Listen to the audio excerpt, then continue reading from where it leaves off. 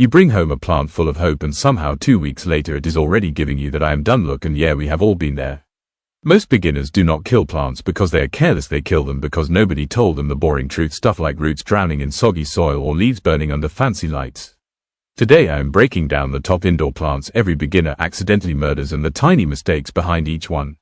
You will see why overwatering is the silent killer and why more sunlight is not always better. I am also showing you simple fixes that do not require fancy tools or plant degrees.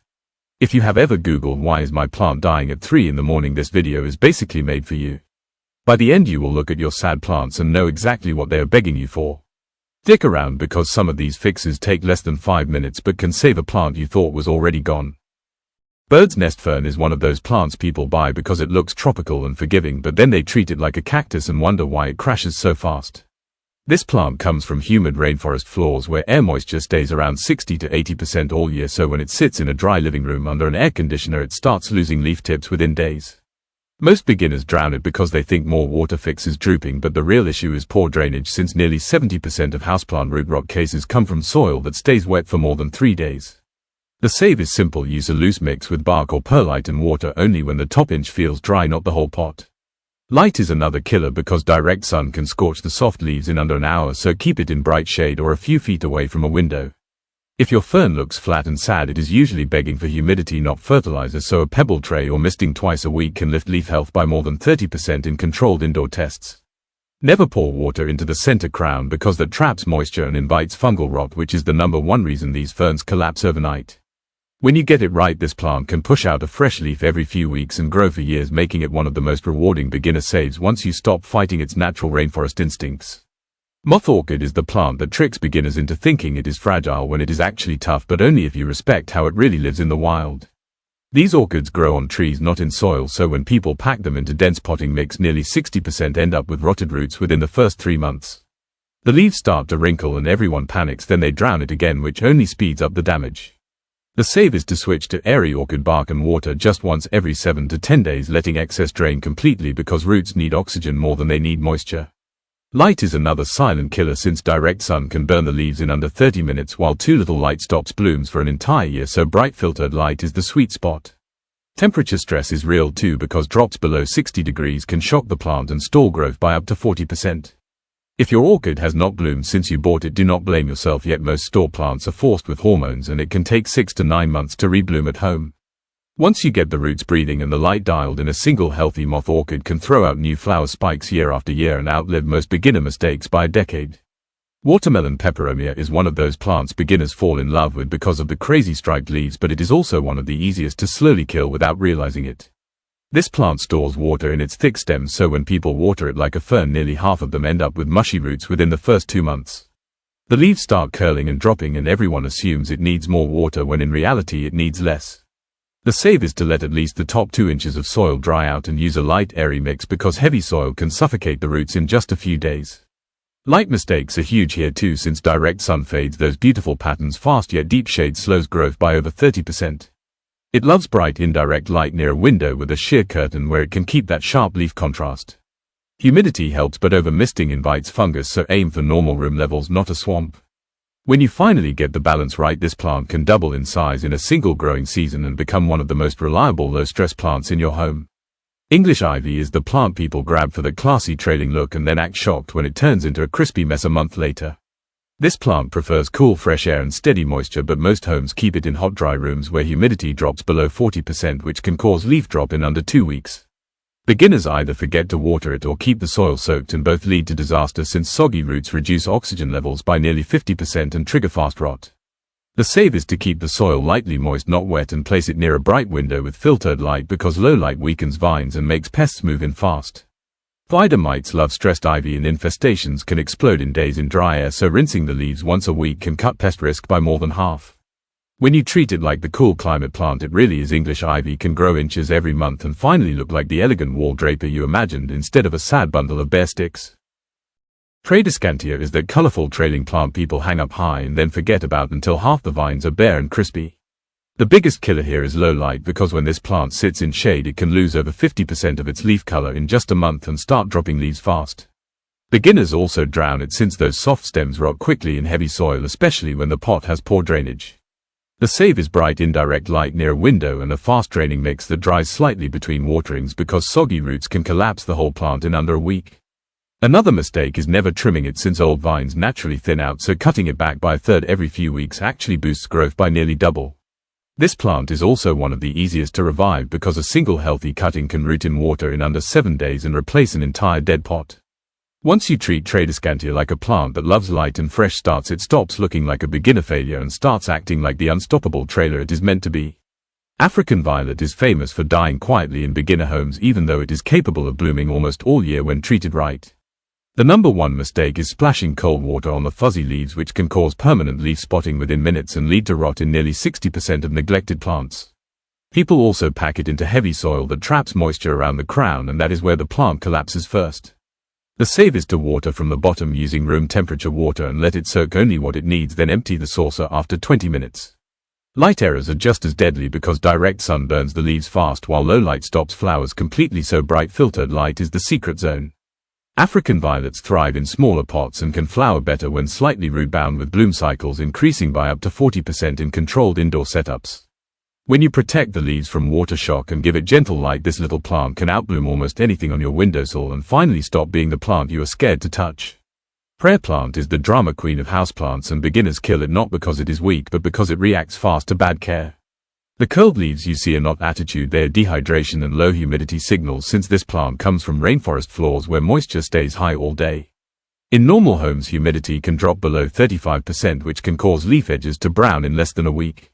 People also use hard tap water and the minerals build up in the soil, leading to yellowing and slowed growth by almost 40% over a few months. The save is filtered or rainwater plus a loose soil mix that stays lightly moist but never soggy.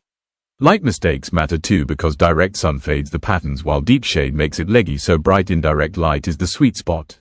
When you finally balance moisture and humidity, the leaves start lifting every night again, and you will know you saved a plant that most beginners give up on too early.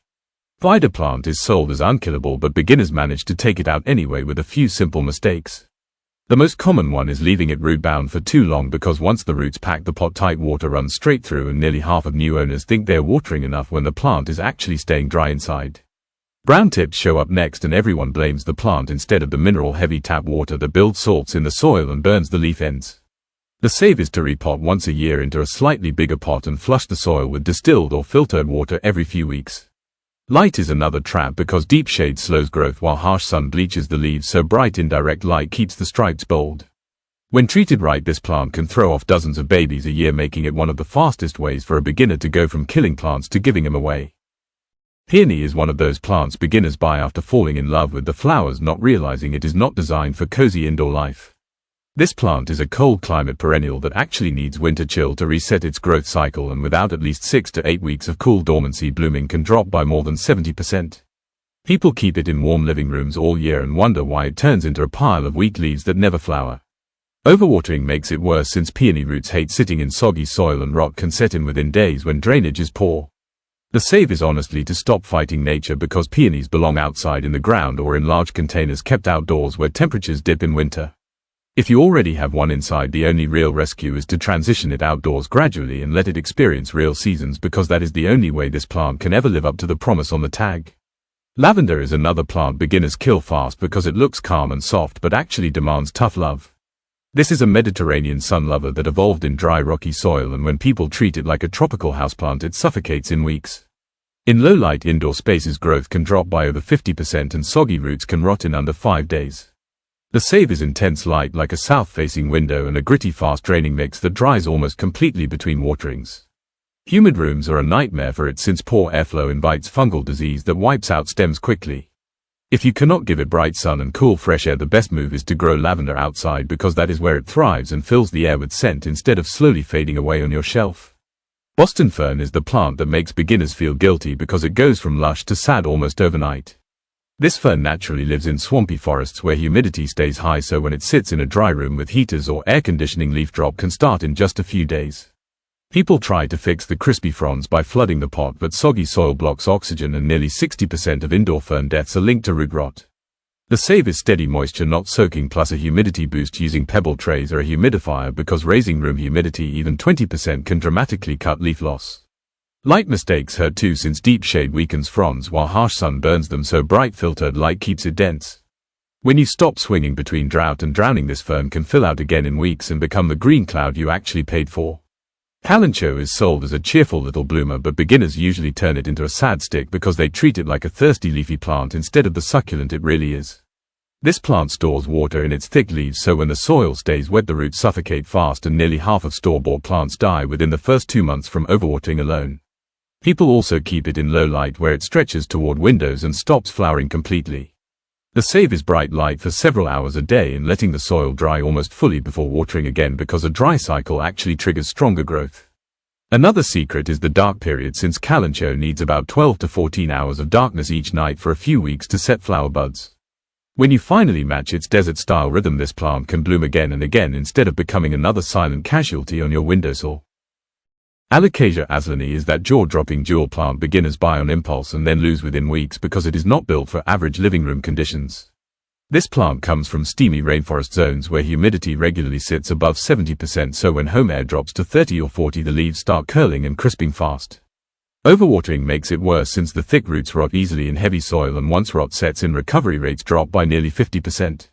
The save is high humidity using a humidifier or enclosure plus a loose chunky mix that drains fast but never goes bone dry.